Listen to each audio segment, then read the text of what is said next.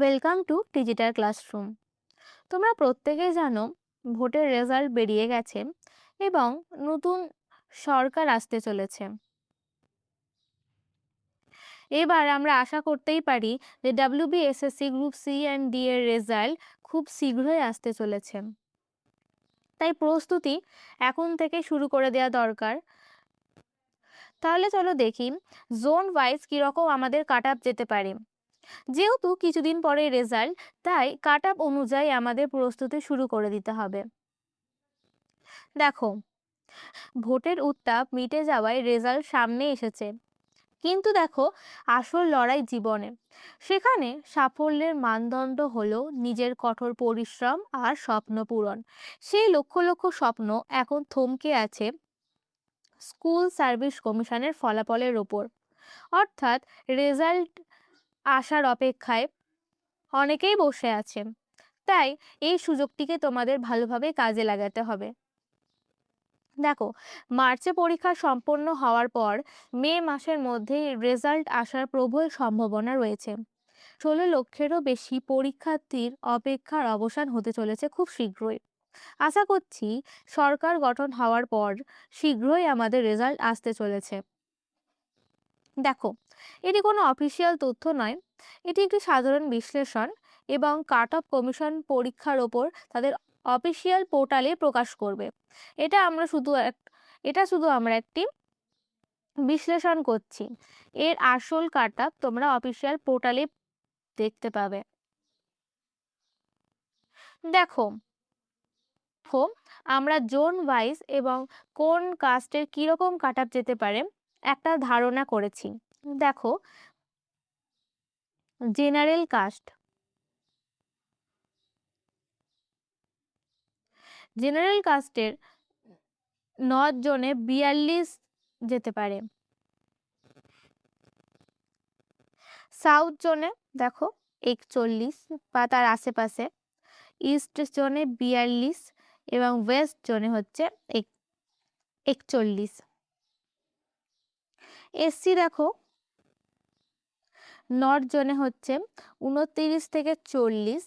এটি যে প্রপার যাবে সেটি নয়, এটির আশেপাশে যাওয়ার সম্ভাবনা আছে। তাই তোমরা এই কাট অফ মার্কস দেখে এখন থেকে প্রস্তুতি শুরু করে দাও। দেখো, সাউথ জোনে এসসি হচ্ছে 38, ইস্ট জোনে হচ্ছে 40 এবং ওয়েস্ট জোনে হচ্ছে 39। এই কাট অফগুলি 45 মার্কসে বলা হচ্ছে, অর্থাৎ 40 নম্বর লিখিত পরীক্ষা এবং 5 নম্বর ইন্টারভিউ। এবার দেখো, এসটি নর্থ জোন হচ্ছে 36 থেকে 39-এর মধ্যে, সাউথ জোন হচ্ছে 37, ইস্ট জোন হচ্ছে 38 এবং ওয়েস্ট জোন হচ্ছে 37। এবার ওবিসি এ এবং ওবিসি বি প্রায় একই, নর্থ জোন 40, ওবিসি বিও 40, সাউথ জোনে 41, এটাও 41, ইস্ট জোনে এটাও 40, এটাও 40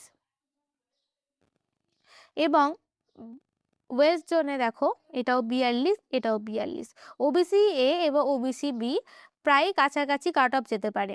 এবার দেখবো ইডাব্লিউএস।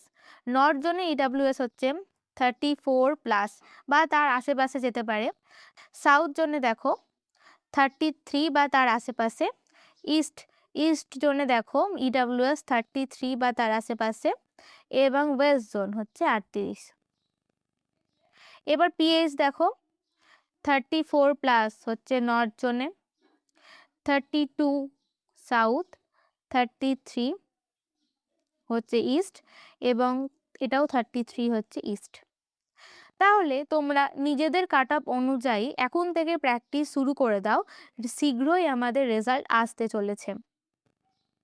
দেখো, মনে রাখবে লিখিত পরীক্ষায় পাশ করাটা যুদ্ধের অর্ধেক জয় মাত্র, বাকি অর্ধেক নির্ভর করে আপনার ইন্টারভিউ বা পার্সোনালিটি টেস্ট এর ওপর।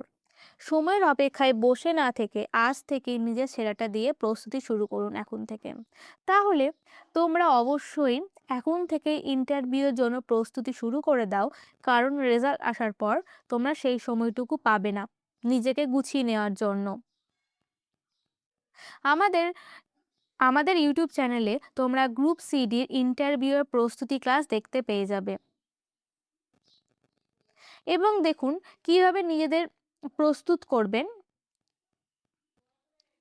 দেখো, নিজেদের জানুন এখন থেকেই জেলা সম্পর্কে শিক্ষাগত যোগ্যতা, নিজের শখ, স্বচ্ছ ধারণা এখন থেকেই রাখুন।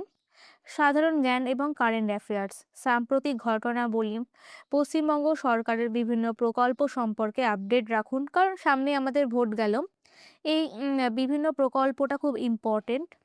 বডি ল্যাঙ্গুয়েজ, কথা বলার ধরন, বসার ভঙ্গি আয়নার সামনে দাঁড়িয়ে এখন থেকেই অনুশীলন করুন।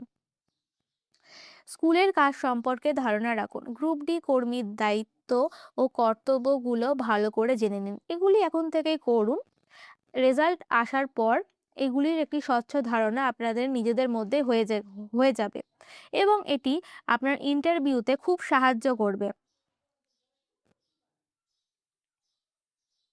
সময় ও সুযোগ কারোর জন্য অপেক্ষা করে না, তাই ঘরে বসে না থেকে আত্মবিশ্বাসের সাথে ইন্টারভিউয়ের প্রস্তুতি শুরু করে দিন। সবাইকে অনেক অনেক শুভকামনা এবং জয় আপনারই হবে। আশা করছি ক্লাসটি তোমাদের ভালো লেগেছে। দেখা হবে নেক্সট ক্লাসে।